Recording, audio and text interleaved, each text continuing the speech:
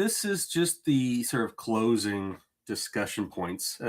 I'm not trying to bring up anything new so that we can actually digest what we've gone over this week, which was a bit, and at least give you a bit of information in terms of, or at least reminder about certain pieces of information that are particularly useful for you. So let's get this thing going. And just as a reminder, we have certain core beliefs that dictates how we actually operate and why we operate the way we do. I mentioned this a couple days ago, and it's worthwhile in order to reiterate because our core beliefs dictate the way we've been organized and the way that we interact with faculty, students, and the greater academic community. So the first general core belief is that students should not be a market to exploit.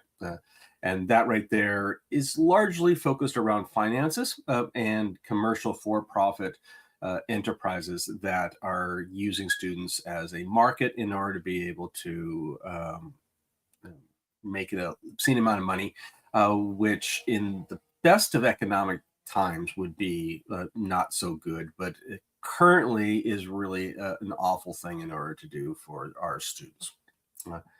Second, is that campuses should not be a market to exploit. So many of these for-profit companies do not target the students, but they'll actually target the campuses and force them in order to be able to pay and just shortcut the students paying for it. They just pay for it in a slightly different way. So it's the same game. It's just targeting, again, administrators rather than it is targeting the students. And I think it's of the same ilk that's out there. So I have a strong aversion, if it's not obvious from the discussions this week, to for-profit enterprises that are obscenely for-profit, things that are have significant profit when they really shouldn't be, and such. I'm not saying that all for-profit companies are bad. I'm just saying that they can be a little bit nicer to the academic community. And lastly, is that instructors should have the full flexibility of building resources. So the first two here are the general lump sum financial justifications for pursuing OER. That many, if not all of us, have heard over and over again, which is a justified way in order to be able to pursue, or it's a good way in order to justify pursuing OER. The last one, instructors having full access, is a exceedingly important component of OER that we should always remember as we actually pursue, because I don't know any faculty member that's 100% happy with their textbook. And OER provides those faculty, all faculty, the opportunity in order to take their vision, take their pedagogy structure, and make it into a reality in order to best address the educational mandate that instructors have in the classroom. And while you could do that in some commercial infrastructures, OER facilitates it significantly, such that when someone creates a new material, a new OER, that is one step forward that another faculty member doesn't have to create and can actually utilize it in order to be able to customize their own resources. So finances and customization are the two biggest aspects of promoting OER, at least in my book. There are many other benefits of OER out there in terms of agency and voices and other things that are well worth justifying. These are just the big ones that I really tend to focus on. So there are various topics that we discussed today. I'm going to be going over them briefly, slide by slide, but I wanted to just emphasize that if you've gotten lost, don't be surprised, or at least I'm not surprised. Don't be worried about that.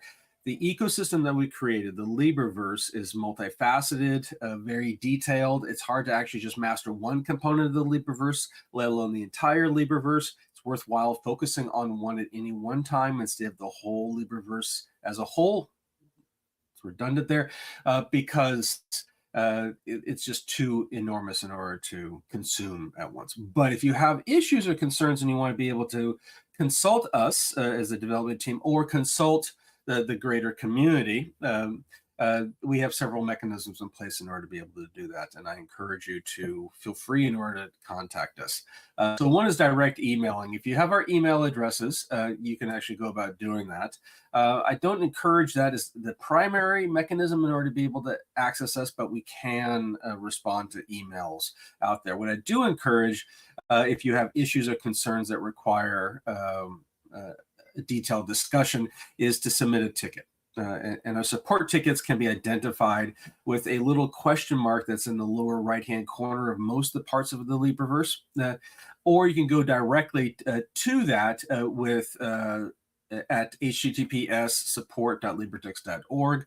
That also gives you access to our Insight system, which is a documentation infrastructure or knowledge-based infrastructure in order to be able to identify frequently asked questions and snippets of information. It's not like the full construction guide that you can also find in our library. We have office hours Tuesdays and Thursdays. As I should have mentioned Tuesdays and Thursdays here in the text. I've missed it, from 9 o'clock to 10 o'clock Pacific time.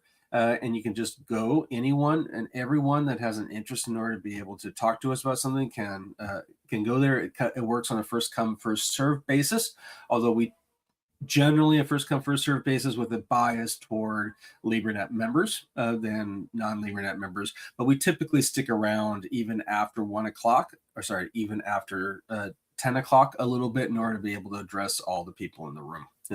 Not always, but most of the time. And again, that can be accessed at zoom.libretext.org. Josh mentioned this several times. We have our connections infrastructure, which is our forums. That's to facilitate peer-to-peer communication, although we also get involved in discussions there. You can go to connections.libretext.org. It's also found on the Launchpad, which I'll show you, or at least remind you of in a few slides in order to access. So there's a variety of mechanisms that you can use in order to communicate with us, any questions or concerns that you may have, and we're happy in order to be able to address them. So, as a general reminder of the scope of activities that the LibreText provides, again, our mission is to provide and build an infrastructure that facilitates bringing together students, faculty, scholars in a collaborative effort in order to be able to generate and distribute OER resources. That is basically operating without profit as the guiding force, but with our purpose, and our purpose is improving our education. We do that in part because most of us are in academia or were recently in academia and have an interest in order to be able to pursue this thing, which is a very important aspect that defines who we are compared to many other projects that are oftentimes people who have never taught in the classroom and don't understand fully how things are actually utilized in practice or in the trenches of sorts. We have 4 general thrusts of our activities. One is in terms of content creation, content distribution.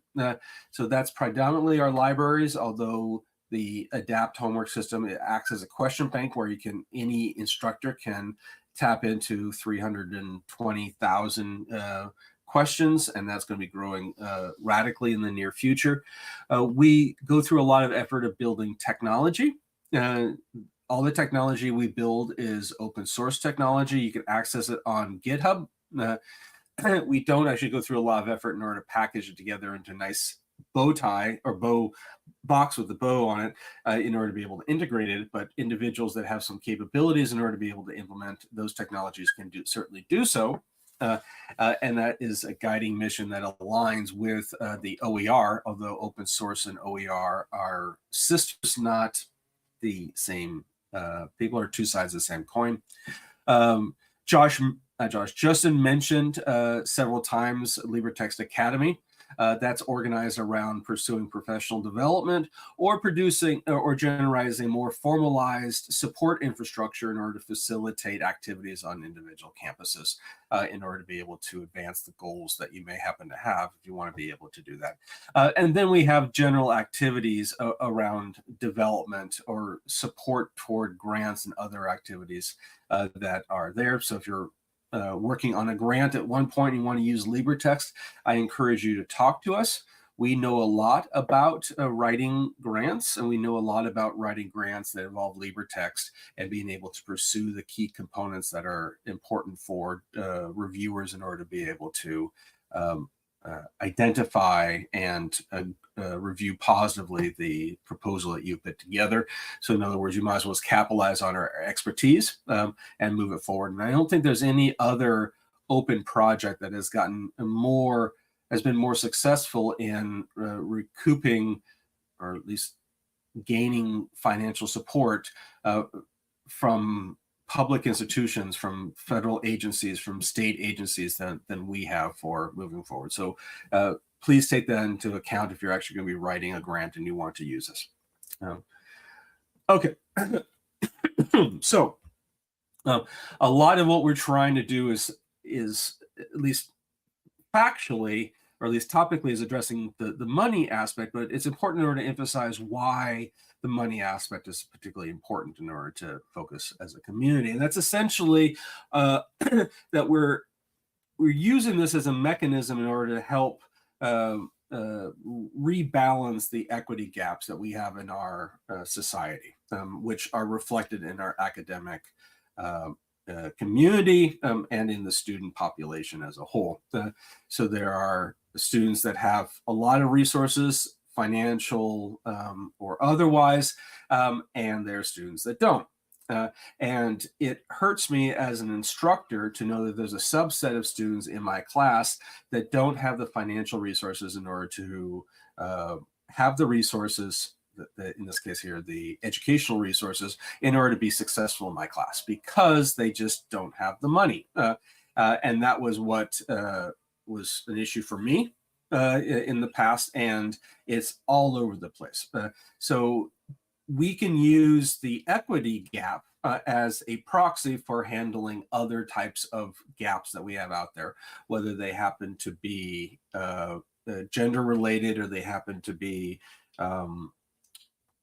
ethnic related, or other populations that are typically disadvantaged off of there. And that's what OER enables us to do. And that is the bigger picture of why finances is the mechanism in order to be able to address this, at least the mechanism at the level of resources in the classroom. So OER provides us the ability to provide funds for students to be able to use those funds for things that are important, like housing, like food, and other needs, which are growing rapidly. It allows the ability, and again, to customize the resources to fit our needs. And these, again, are the two principal pillars that OER provides faculty that are out there. So back to the LibreVerse. The LibreVerse can be accessed via the Launchpad. So here's a URL that you can tap into, launchpad.libretext.org, or anytime you find a rocket ship, you can click on it and it will open up the rocket ship. Or as our partners in OER like to say, click on the rocket ship, it'll take you where you want to go. And basically, the rocket ship is found throughout the entire LibreVerse. This right here is the top part of the Launchpad. I actually broke it up into two different slides. The top part is more resource focused, more technology focused.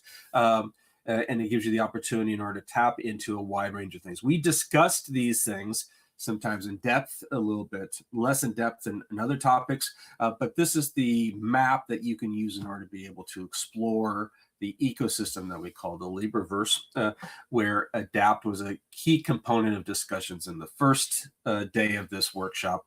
I mentioned connections already. Forge is the infrastructure that's for long form assignments, whether it's writing or Excel, or let me say spreadsheet, or other capabilities. Jupyter is our interactive notebook and coding system, and a few other ones, including our project management tool and our cataloging system. And Academy Online is our professional development line that I mentioned before. Studios hosts H5P, which is a specific technology of interactives that you can put into your book. And the support center is basically what you can tap into when you go to support.libretext.org. Below that has the 16 libraries that we've been building for 18 years. It hosts 1.8 million pages of OER content that you can access and use.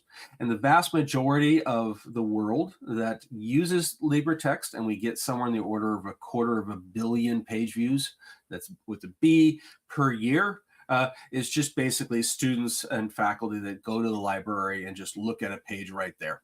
Many faculty adopt an existing book that's already in our platform, and that's great. And they do that without even contacting us. However, if you want to be able to take advantage of the customization aspect of OER, you get the account and the ability to remix and build your resources from all these libraries that are out there. We don't expect to expand the number of libraries anytime in the near future, but we are certainly going to be expanding the content in these libraries significantly in the near future. So I encourage you, if you don't find something now that fits your specific needs, take a look at it in a few months or later on, early next year, and there's a good chance that there will be new material that you'll be able to tap into. We are scaling up our harvesting efforts and our technology to facilitate large-scale harvesting in order to be able to make it so the libraries are essential resource that's able to be useful for a wide range of faculty and students that are out there. So, so let me just go over a few of the things that we discussed at today's, or not this day's, but this week's introduction. So a lot of what, at least I was pigeonholed a bit in this discussion, was focusing on ADAPT, the homework system that we've been building for the last 6 years. And it's first in our plan for expanding beyond libraries, because we knew that we wanted to be able to make an infrastructure to take the place of commercial publishers. And commercial publishers have been on the forefront of integrating technologies for a long time. Now, they do this in part in order to bring people into using their platform and making it difficult to extricate themselves from the platform.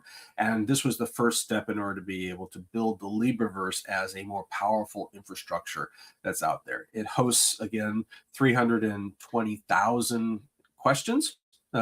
Most of them are auto-graded questions. Many of them are empowered with advanced technologies that I discussed, whether it's interactions, algorithmic, coding, or other things that we are going to be introducing into it in the near future. Some of the things that we didn't discuss are things like the learning trees, which is the adaptive learning infrastructure that's more than just a conventional question, and many other facets that's out there. So I encourage you that if you didn't get the opportunity in order to look through the ADAPT infrastructure, feel free in order to go about doing that. Your Libre One account gives you free access in order to use it as a question bank. And many of you are in campuses that you have access to being able to use it as is a homework platform that doesn't require any additional buy-in that you have. It does require a bit of support behind it, so it does have some financial aspects in order to ensure that's sustainable, because we don't want to collapse the infrastructure that we've actually put in place. Contact us if you want to have more information regarding that. I love ADAPT. Don't tell my wife that I said that, but it is something that I feel is exceedingly important in terms of the greater scope of how we operate. So,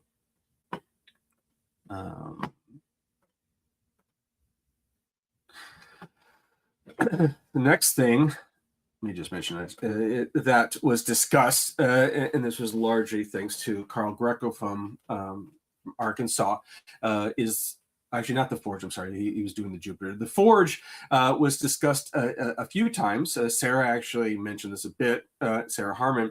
And the Forge is one of the newest technologies that we have in our ecosystem. It is designed in order to be able to facilitate long-form assignments, while ADAPT is meant for short form assignments. If you wanted to have something more document related, more project related, the Forge is there in order to facilitate it. It's empowered with the ability in order to do writing assignments, spreadsheets assignments, presentation assignments. So if you use Microsoft, they'd be the equivalent of Word, Excel, and PowerPoint. It also has the ability in order to do something similar to publisher or to print shop, to use more commercial infrastructures that are a little bit less useful. But if you're teaching design class or you're teaching graphics design in some form, that would be a fourth technology that you can tap into. And the intent off of here is to facilitate a more paperless environment, and to fold into it more advanced analytics to understand how students are building the project that they're doing. And that's useful to guide the students in terms of better pedagogy, but it's also useful in order to identify if students are doing things that you feel the students shouldn't be doing. For example, copying content from sources that they shouldn't have access to, like ChatGPT or other things like that. If you have questions or concerns about that, please contact us. We're very happy with where the Forge is going. We're going to be expanding that into the next topic that I'll be bringing up, which is Jupyter, because the approach itself is actually pretty consistent, or not consistent, but is very flexible. Jupyter is an infrastructure to facilitate data science and computer science. Carl Greco from Arkansas discussed this a few times during our presentation. It's exceedingly powerful, and this was conceived of at the same time that ADAPT was conceived of. And to be honest, it was actually implemented before ADAPT, although many people were not aware of it. And the point of Jupyter is not just to facilitate those specific fields, it's to facilitate the advancement of the textbook beyond just a simple here's text, here's an image-based approach, into a more engaging environment. So we wanted to be able to embed interactives, and interactive that's coding-based, into advanced textbooks, typically STEM-based textbooks, although you can make widgets using this technology embedded into humanities and social science if particularly important for your needs and you don't want to use other technologies and such. We're excited about what Jupyter is able to do. We've been going through a lot of effort in advancing Jupyter over the last year and integrating it, and we're into the LibreVerse, and we're going to continue to integrate that into LibreVerse, specifically into ADAPT and to Forge, so we have the ability in order to track how students write code, which is not too dissimilar in, at least at the topical level, as how students write essays or long form assignments in the Forge. So there's some overlap in terms of what these are able to bring to the table in the synergy that the LibreVerse provides. Justin spent some effort focusing on the ability in order to use the Conductor, which is our project management tool, not just to facilitate the construction of projects or the construction of textbooks. And many of you have caught, or just as a reminder, every single book requires a Conductor project as a back page or back environment in order to facilitate the construction of that project. That helps to store information regarding the construction of the project, but it also allows you to store ancillary materials that are connected to that project.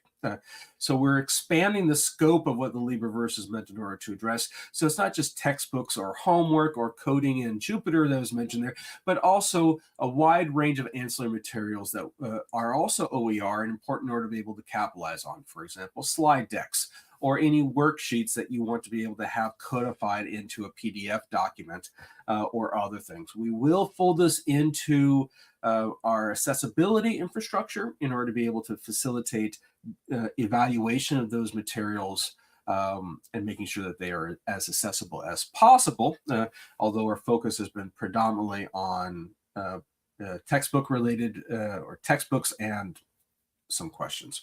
So nonetheless, if you have resources that you've created, most of us have some slide decks that we've created, and you feel that it consists of openly licensed material or can be converted to openly licensed materials, please talk to us. We're happy to host them. We're happy to distribute them within our infrastructure, because that is necessary, again, to take the full scope of what commercial publishers provide, which again is textbooks, homework, ancillary materials, AI, interactives, and other tools that are out there. Those building a corpus of ancillary materials is exceedingly useful and important for that. And I'll mention that's more than just PowerPoints. If you have audio files that you want to distribute, we can host them. If you have video files that you want to distribute, we can host that. The convenience of hosting videos on the conductor versus uploading to YouTube is that you don't have Google's ads that are embedded into it, which is probably one of the biggest buzzkill when you're trying to study, that you have to sit through some sort of car ad or other ad that actually just conflicts with the momentum that the student has. It also provides us an opportunity in order to remove any sort of tracking for how that individual student is interacting with your material, because we don't track, or at least we track internally, and we don't sell it to any third party or anything like that. So we went through some effort associated with the fundamentals of editing of OER textbooks. There's a lot of details associated with editing. We do have a workflow that we have formulated in order to facilitate that, from the construction of a bare textbook to the final publishing process.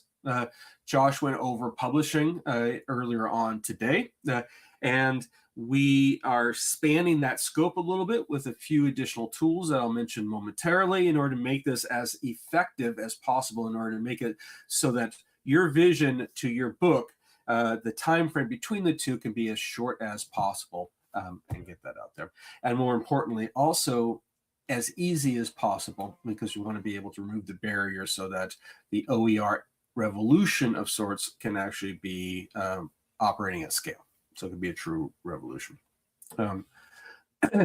Part of the ability in order to build a book is to remix.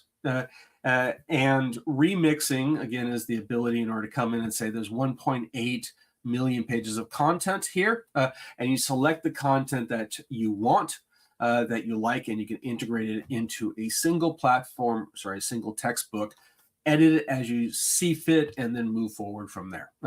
When we run our workshops at conferences, and for example, we have sort of a clinic where people can come in, sit down, they express their vision, we go through the remixer, and then we generate their book within 10 minutes that they're able to walk out the door, either use it directly or be able to have an infrastructure that they can then modify and move forward with.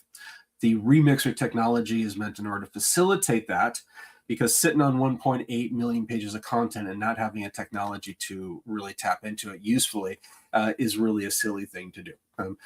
We have released the Remixer 3.0. There are a few little bugs that we had earlier on this week that we are releasing or fixing today.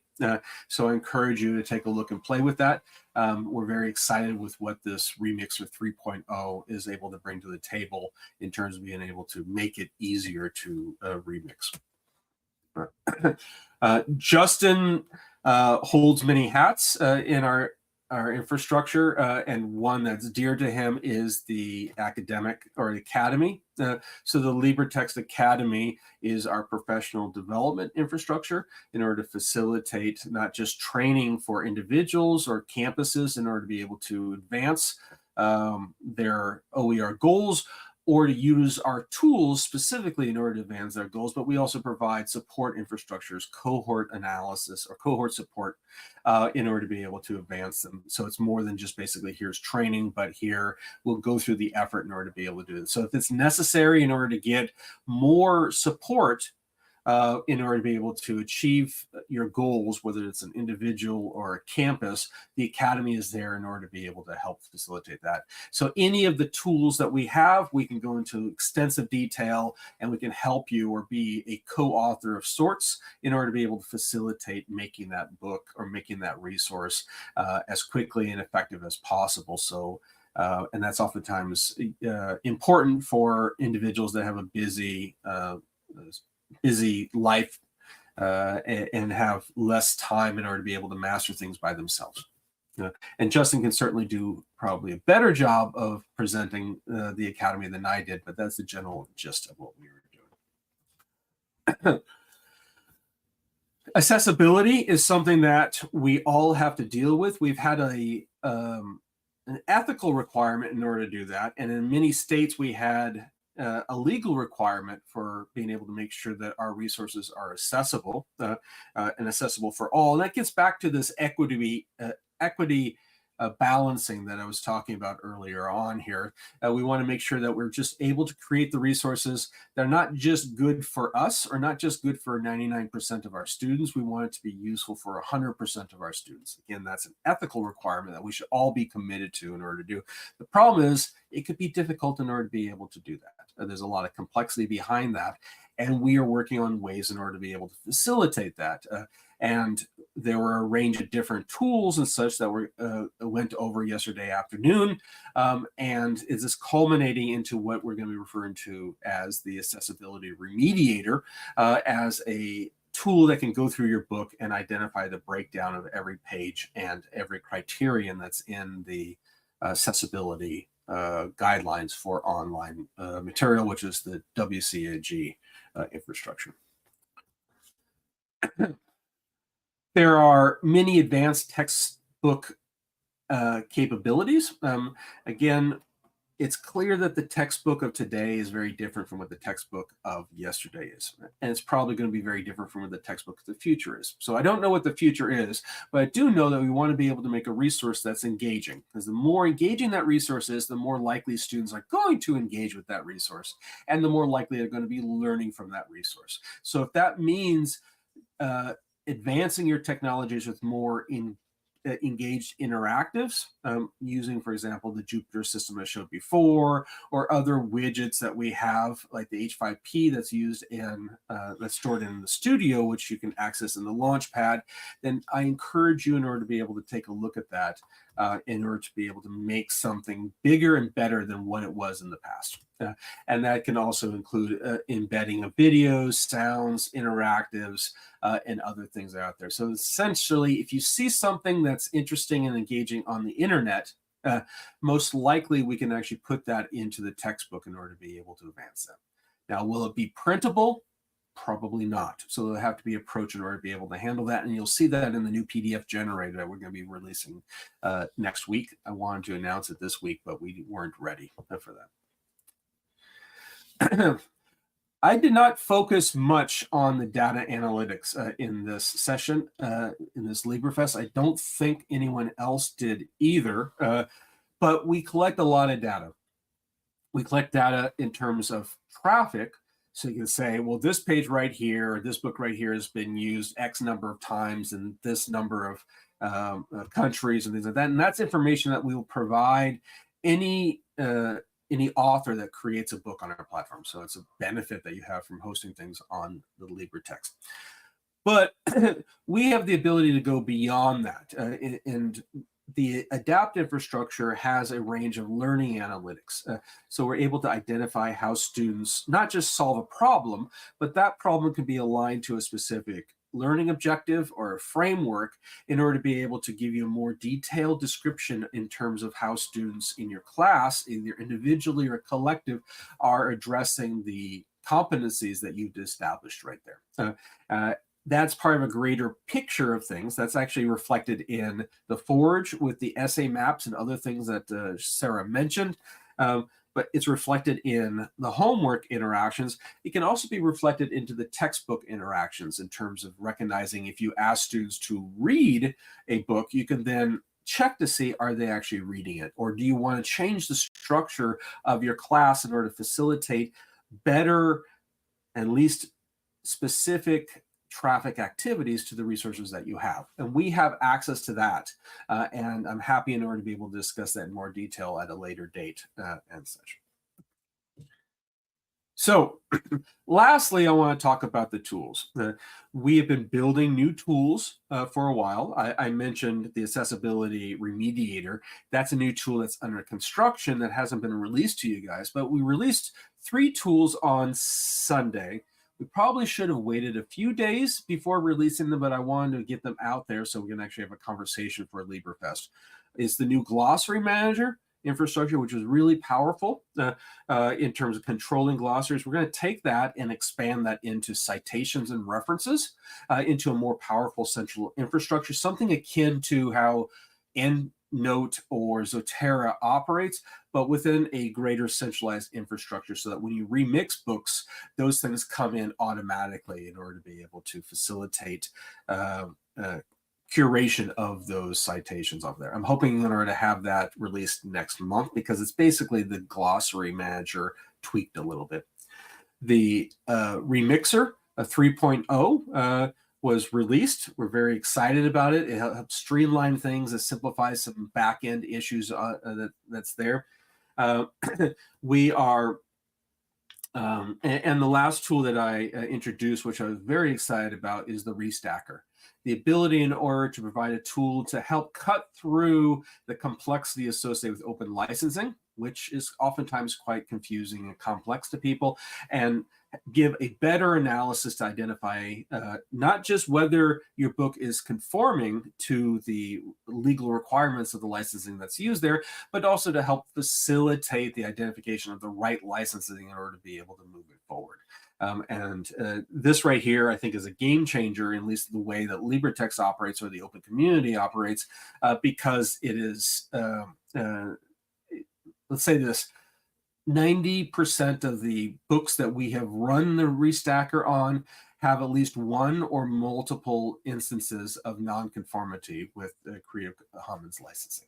So there's a strong need in order to have this check in order to be able to evaluate the licensing at the book level, the licensing at the page level, the licensing at the content level, which LibreText provides you the ability in order to do that. And to my knowledge, no other platform does it anywhere close to the level that we do.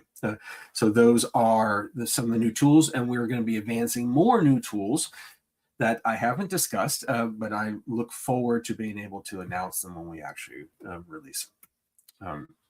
So that was a general overview of the things that we discussed. Went into a little bit of detail about the bigger picture over here. So I just wanted to leave this discussion with a little bit of a reminder of things. So the first one is that no man is an island.